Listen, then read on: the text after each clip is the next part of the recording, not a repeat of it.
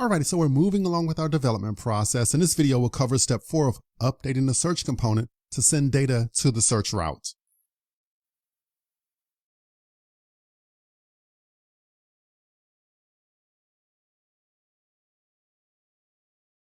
So let's go ahead and open up our file searchcomponent.ts, and we actually want to copy the selector so we can use it in our main application. Now let's move over to our app component.html, our main app.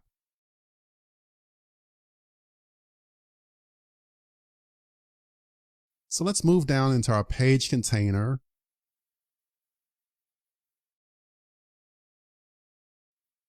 And for the section for the header desktop. So currently there's a section here for a form. We're actually going to use our search component in place of this. So I'll just give me some white space here, and I'll just drop in my selector with a paste. So I have the start and end tag for my selector, app search. So this is our new search component, app search, that we just created a little earlier. So lines 25 through 30, I'll actually comment out this code because I don't want to use it right now. I want to just test to make sure my new search component shows up in my application.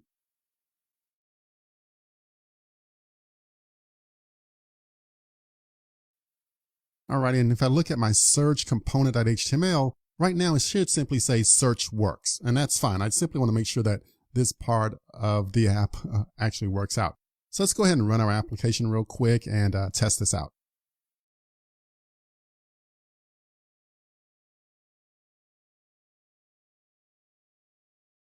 All right, so swing over to the browser and visit my application. Okay, this looks great. So it says search works. So that's the information from our search component. So we know that the component is up and working. Now we can go ahead and start with some real business here. So I'll swing back over to my IDE, and I'll move back over to the app component.html. So that code that I commented out, I actually want to copy that or cut it and move it to my search component. So let's go ahead and select this information and do a cut. And then we'll move it over to our search component.html. So I'll remove everything here and just drop this in, remove the comments, do a quick little format here in this document. And now I'll make some changes. So in this example, we're not using forms. We'll simply make use of divs and input components. We'll talk about forms later in the course, but for now, we'll just simply take the div and the input component approach. So I'll set up a div. I'll remove the part here for the onSubmit and the method.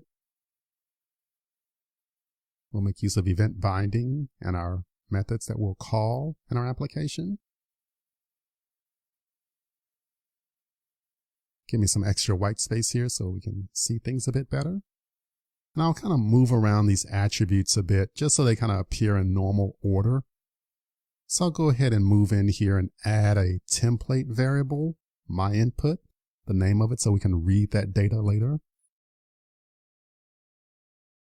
And I'll just move some things around. So text up here's there, drop this down on a separate line for class. Get rid of the name attribute, so we don't need it.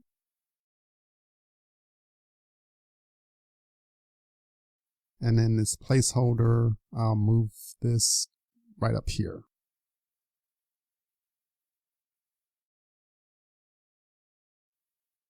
All right, so we have the actual template, the type, placeholder, and then the class.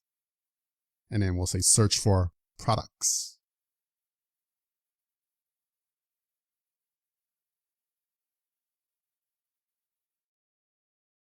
And then we'll also add our event binding or event handler. So in the event that the user presses the enter key, then we'll call do search and we pass in myInput.value. So we use that template reference value.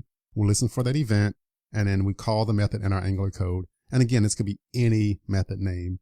And we simply pass in the text that the user typed in into that text field. And we've seen all this before, right? Okay, good. And then we'll do a similar thing here for our button. So we remove the type portion of it.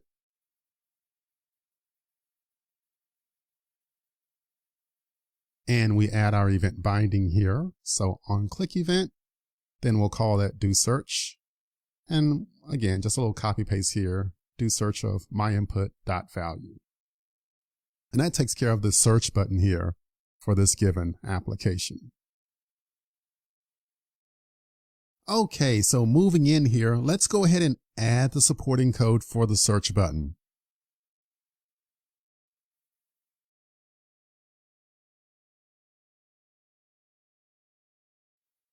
So I need to move into the code here for my search component.ts.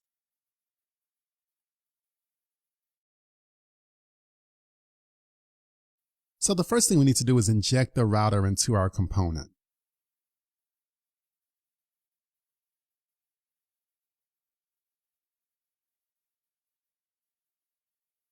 And then we'll add that method that's called by the actual HTML page. So the method name is doSearch. They're going to pass in a string. So that's the actual value or the keyword that the user entered. And in the code here, we'll simply do a console.log on that value just so we can look at it for debugging purposes if we need it.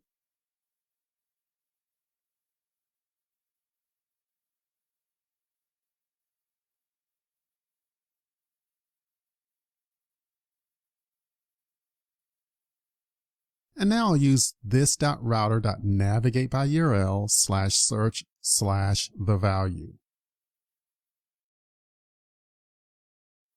All right, so zooming in here, so we're actually going to call that route search with a given keyword. So we're going to append that to this given URL. So we're routing the data to our search route. It's going to be handled by the product list component. And again, you're probably wondering why product list component. We simply want to reuse the logic in Vue for listing products. So we've already done that work before. There's no need to reinvent the wheel.